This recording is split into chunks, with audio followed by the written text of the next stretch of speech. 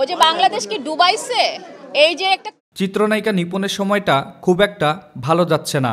এর আগে তার লন্ডন যাত্রা বাতিল হয়ে যায়।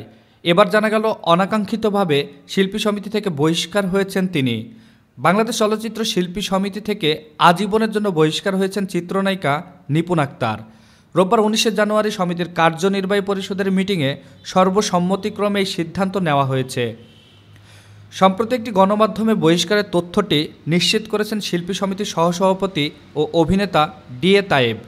জানা গেছে, অবৈধভাবে সমিতির প্যাড ব্যবহার করে মনগড়া বিবৃতি প্রদান করার অভিযোগ ছিল নিপুণের বিরুদ্ধে। গত বছর কোটা বিরোধী আন্দোলন চলাকালে 16 জুলাই শিল্পী সমিতির প্যাড ব্যবহার করে একটি বিবৃতি দেন নিপুণ। সেখানে নিজেকে সাবেক সাধারণ সম্পাদক বলেও উল্লেখ করেন। পরদিন সামাজিক যোগাযোগ মাধ্যমে সেটি শেয়ার করেছিলেন তিনি। এ নিয়ে তখন নেটিজেনদের ব্যাপক তোপের মুখে পড়েছিলেন অভিনেত্রী।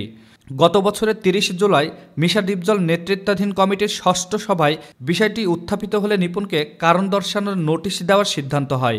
কিন্তু কারণ দর্শানোর নোটিশ দিলেও অভিনেত্রী তার তোয়াক্কা করেননি, চালিয়ে যান তার সব ধরনের বিতর্কিত কর্মকাণ্ড।